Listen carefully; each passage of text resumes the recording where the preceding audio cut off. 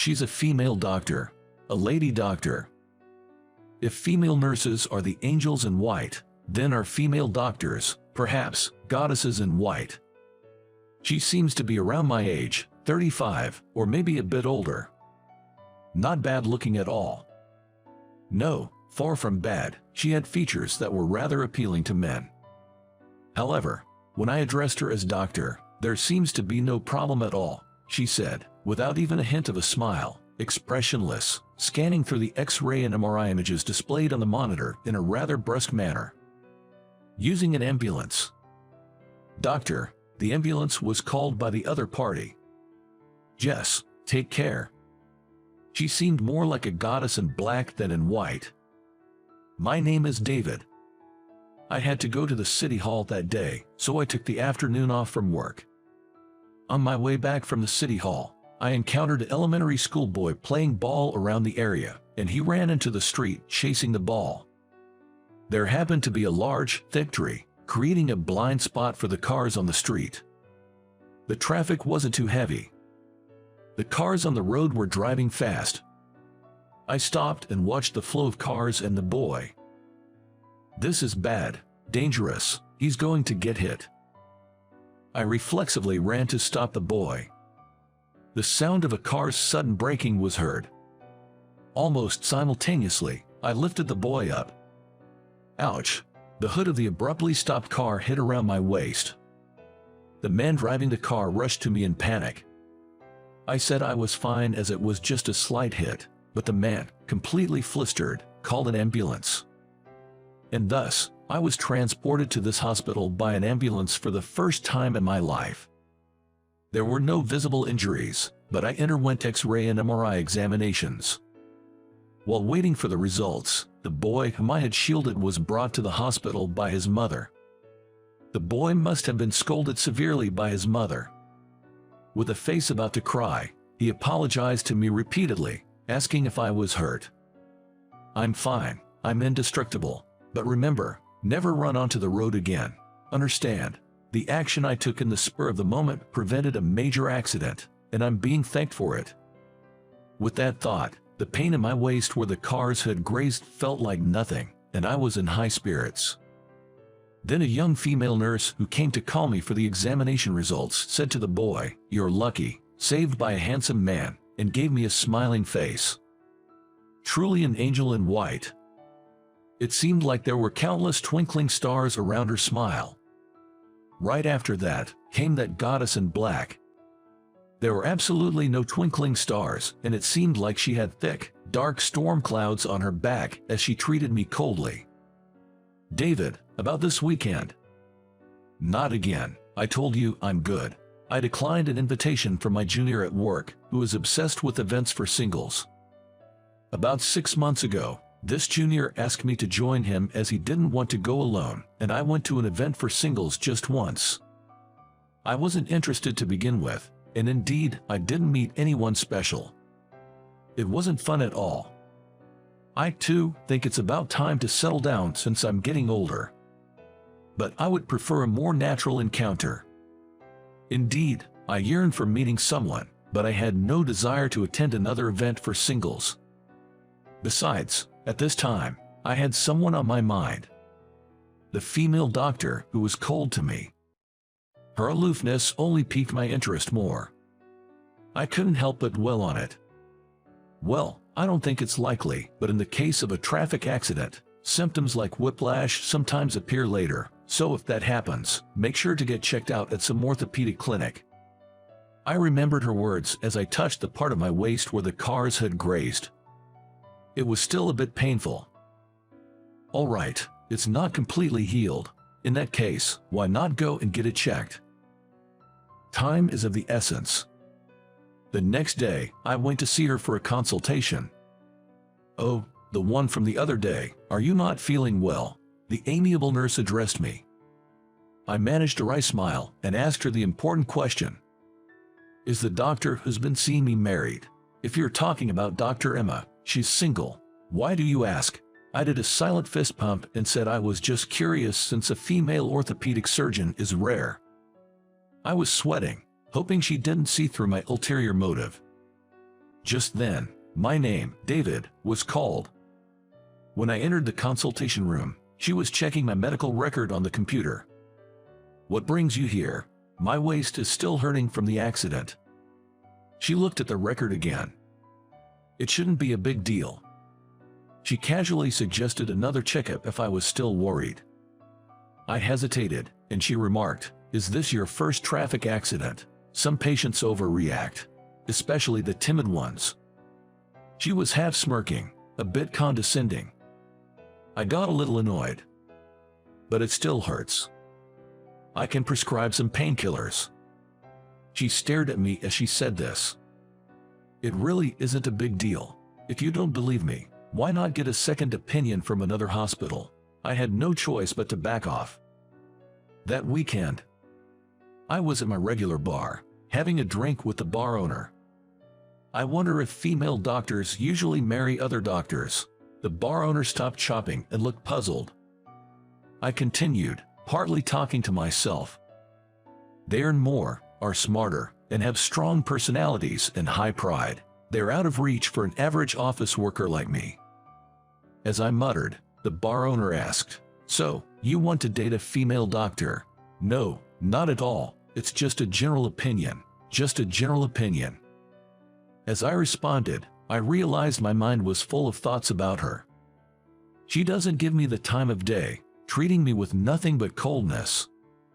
But the colder I'm treated, the more the fire within me burns. Am I the type of guy who likes such treatment? As I'm pondering this, my phone starts ringing. It's a picture message from my junior who loves matchmaking parties. He sent me photos he took at a matchmaking party he attended that day. Seeing how desperate he was to get married made me feel pitiful, realizing I'm not that different. After seeing the photos he sent, suddenly the idea of drinking alone at the bar seemed less appealing. It had just gone past 7 in the evening, but I paid the bill and headed home. Then, just as I left the bar, a woman's high-pitched voice called out to me. I looked in the direction of the voice and saw a young girl smiling at me. I didn't know who she was. I thought she was calling out to me, but I looked around to see if it was someone else. There was no one else standing still. "How are you feeling?" Then, I finally recognized her. It was that friendly nurse. "Oh, I hardly recognized you. I thought you were just some girl." A white nurse coat is powerful. It can turn any girl into an angel. She also lived around here, so we walked together, making small talk. "By the way, is Dr. Emma always like that?" I brought her up. "Dr. Emma, like what?" "Just between us. She seems kind of aloof and hard to approach." To her surprise, I was the first patient to describe her that way. Not only is she an excellent doctor, but she's also friendly and popular among the patients. I listened while nodding, but I just couldn't accept it. "Well, I'm going this way." I watched the angel without a white uniform walking away. So she's only cold to me. Could it be she's playing hard to get? My thought process was unusually optimistic. The pain in my back disappeared before I finished the painkillers she prescribed, and there was no new symptom.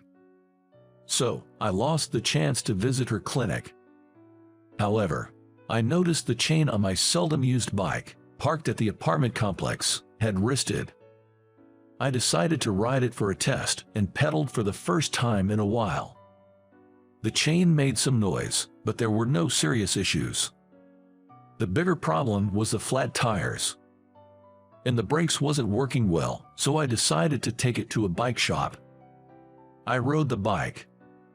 I reached an intersection. The light was changing from green to yellow. The bike shop was just across the intersection. I was too lazy to stop, so I pedaled into the intersection. And I collided with a turning vehicle perfectly. Thanks to the other car's abrupt braking, it didn't end up in a major incident. I scraped my arm when I fell, but it was just a minor bleed. The leg I band wasn't in much pain either. The female driver who got out of the car went pale and offered to call an ambulance. but I was the one who rode recklessly, and it's just a scrape, so I refused. Afterward, we called the police and dealt with the accident. I didn't get home until the evening. I shouldn't have been riding a bicycle. I should have left the rusty chain as it was. Regret was all that came to my mind. Maybe because of that, I had no appetite and felt down. My mind was foggy, probably exhausted from the police inquiry and stuff. The leg that got hit started throbbing in pain. So, I decided to go to bed early and promptly got in bed. The next morning, I woke up when a sharp pain ran through my leg as I rolled over. I felt nauseous and out of sorts. The symptoms, like whiplash, might appear later in case of a traffic accident. Her voice echoed in my mind. Is this it? Is this what she meant? I have no choice but to go to the hospital. So, I called in sick to work and went to her clinic. How can I help you today? When I staggered into the consultation room, she, who was looking at her computer, hurriedly stood up and supported me. Then, she gently led me to the examination bed. I was riding a bicycle yesterday and got hit by a car. I explained the situation and how the pain in my leg worsened this morning and that I felt nauseous. Let's get you tested right away. Her voice was filled with a kindness that wrapped around one's heart, unlike any I had heard before. Her usual cold demeanor had done a complete 180. Could it be that I'm seriously injured, need major surgery, or have after effects? On her advice, I was admitted to the hospital immediately. I asked my colleague, who loved events for singles, to bring the minimum necessary belongings from my home. Then, she appeared in the hospital room to inform me of the X-ray and MRI results. I had a mild concussion and bruises all over. The concussion is very mild. A neurosurgeon has confirmed there's nothing to worry about. There were bruises other than on your leg, but there's no abnormality in any bones. You're lucky. All my worries about surgery and after effects were unfounded. With this in mind, I asked, "Really?" Then she said, "Really?" and gave me a kind smile. Seeing her face, my heart rate soared. She was most concerned about the severely bruised and swollen right leg. If the pain is too much and walking alone is difficult, she suggested staying in the hospital for about a week to observe the progress. Of course, I followed her advice. Is the female doctor who just left your assigned Dr. David? When she left the hospital room, my company's junior asked. When I responded yes, my colleague crossed his arms and fell into thought. When I asked what's wrong, he said, "I feel like I've met her somewhere before." My injury was healing well, and I was told I could be discharged as planned. There was no need for any special rehab, but I had to visit the hospital once a month for the time being. On the day of discharge, while I was packing my belongings in my room, she came to see me. "You're being discharged today. Congratulations. Thank you for everything." As I bowed my head, she, seeming a bit shy, greeted me with a subtle smile. I was deeply moved by this, and I couldn't help but blurt out. Actually, at first, I thought this wasn't going to work. "What do you mean by not going to work? What wasn't going to work?" She looked at me with surprise. "I mean, the compatibility with you. Why did you think we wouldn't get along? Can you tell me why?" I talked while scratching my head, feeling awkward. When I was first brought in by the ambulance, her attitude seemed cold. According to a female nurse I talked to later, apparently, I was one of the very few people she treated like that. "I see." She stopped mid-sentence and looked around the room. Then, leaning close to my ear, she whispered softly, "I have a break coming up soon, so once you're ready, maybe we could meet in the courtyard." Well, okay. I looked at her suspiciously, and she implied she had something to say that she didn't want the other patients to hear. "So, it's not good here. Let's continue our talk there, okay? What is this conversation going to be about?" Hope and anxiety were swirling inside me. After completing the discharge procedures, I went to the courtyard where she was waiting during her break. As I approached her on the bench, she opened her mouth with a bitter smile. I'm the one who's not good. Mixing personal feelings when examining patients. Personal feelings. When I asked back, she nodded and explained. Even though I had gotten into a car accident protecting a child and was injured, I joked about being indestructible because I had only minor injuries, and that had angered her. Hearing this, I felt like I understood. Doctors are dealing with patients brought in by ambulances with all they have. Her being angry at me for being lighthearted was just the other side of that. I reflected on my behavior. I felt bad and remained silent. Then, she suddenly changed her tone and said jokingly, mocking herself, "And this is a bit embarrassing, but when you kept calling me doctor, I realized what? Don't you remember that matchmaking party?" My mind was filled with question marks. The only matchmaking party I remember was the one I attended about 6 months ago as a favor to my junior. During the talk time, it was customary for both men and women to ask each other, "What do you do?" I plainly said, "I'm a doctor." Then, I got some weird looks. Jokingly, people started saying things like, "I've been having some pain here," or suddenly started calling me doctor. Hearing this, I remembered. At that matchmaking party back then, I was told by my junior that there was a female doctor, and for fun, I kept calling her doc and teased her quite a bit. That time, "Oh, was it you, Dr. Emma?" When I asked, she nodded. Her makeup and vibe were totally different, and I hadn't realized it until that moment. Or maybe, just like the angels in white coats, I thought it might be the magic of the white coat. She remembered the humiliation from that party and acted cold towards me. I'm sorry about that, but when doctors are off duty, we're just normal women. Seems like I mix professional and personal. Since then, I meet her once a month for consultations. At the same time, I meet her 2 or 3 times a week, seeing her as just a woman. Outside the hospital. Just the other day, I took her to my regular bar for the first time. The bar owner whispered in my ear, asking what her job was. When I replied she was a doctor, he nodded several times. What happened?" she asked me, looking puzzled.